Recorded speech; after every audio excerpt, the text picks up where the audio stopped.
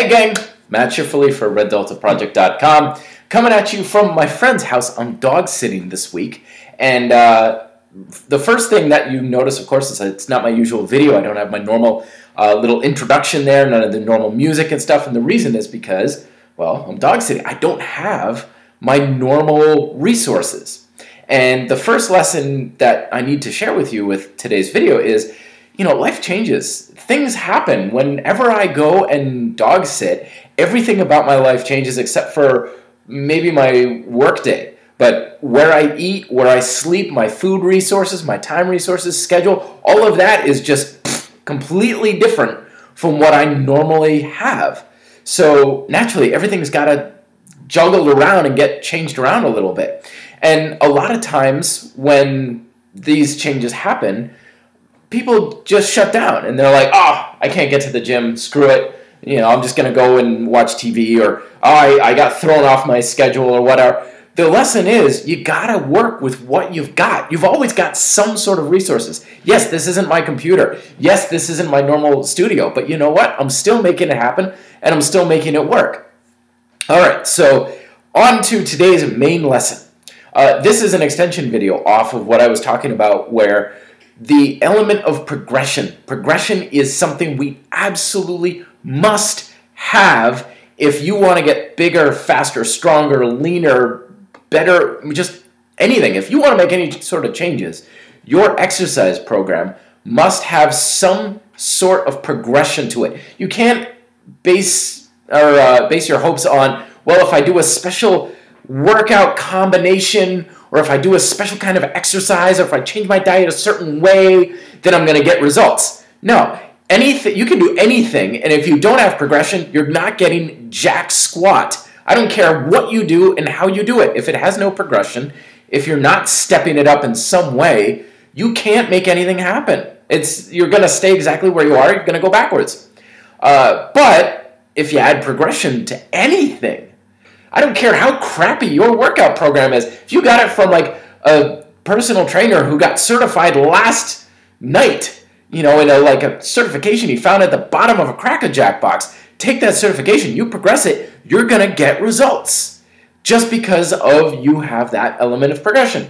Now, in the past I talked about there are 3 elements of progression. This goes for any kind of exercise you're looking for, from weightlifting to yoga, Pilates, juggling, chainsaws, whatever. Okay, so we have, you can increase the frequency of what you're doing, or some people will say volume, but the bottom line is you're doing more of it. Okay, more reps, more sets, more workouts, more time, whatever. You have the increase of intensity. Okay, so you're adding weight, you're adding speed, how much of it you're doing in a specific amount of time, all that good, yeah. And then, of course, you have technical progression, where you're honing in on your technique and making your technique better. Now, in the past, I used to think that all 3 of these were kind of on equal footing. You know, if you have great technique, but there's no frequency or intensity, then what good does it do you? And if you have lots of intensity, but your technique sucks, well, again, nothing. But lately, my attitude has changed quite a bit, and here's what I'm thinking. I'm thinking technique is the only way to progress. It is everything. It is what people would usually say. It's not everything, it's the only thing. Your technique is the only thing that brings you from point A to point B, whatever your goals are, whatever sport or activity you're doing. Now, that doesn't necessarily mean that the intensity and the volume and the intensity is not important, but I think they play a different role. The reason why adding intensity or adding volume or any of that works is because it tests your technique. Okay, so you do push-ups, right? Now, if you sat down and say, like, oh, I'm going to do 100 push-ups as well as I possibly can with my technique, those first 10 are really going to have a sharp technique. But if you keep going, you're naturally going to have some technical erosion. It's just going to happen. I know a lot of people are like, I could do them all day, blah, blah, blah, my technique never falters. Yeah, yes it does. If you don't think it's faltering, it's because you're not paying enough attention.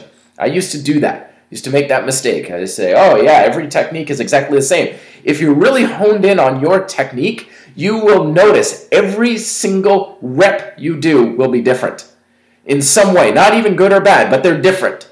And that is the goal with technical progression, is to really hone in and notice, where is the tension different in your body? Have you ever thought about what your toes are doing when you're doing pull-ups? Have you ever thought about where the pressure is on each finger when you're doing push-ups? How about the orientation of your elbows during hanging leg raises? These are the things that we want to think about and where we can harness more technical progression with our exercises. So the bottom line is, I think technical progression is it. You improve your technique, you're going to get more of what you want. And we use intensity and we use volume and adding stuff on to further test and challenge our technique. And that lends more into the idea of, well, if you add intensity or you're adding volume and so on, and your technique starts going downhill, what good is it? I fell for that one too. It's like, as long as I'm bench pressing more weight, that means I'm getting stronger, right? Yeah, but I had to sacrifice my technical progression in order to handle that extra weight. So my technique was changing.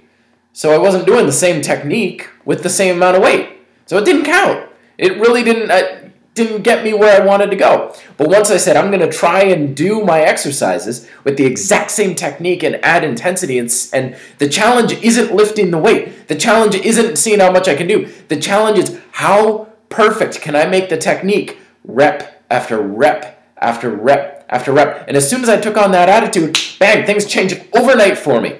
More of everything I wanted: muscle, power, speed, endurance, balance, coordination, all of that went straight through the roof, and injuries and everything straight down. So some food for thought for you. Technical progression.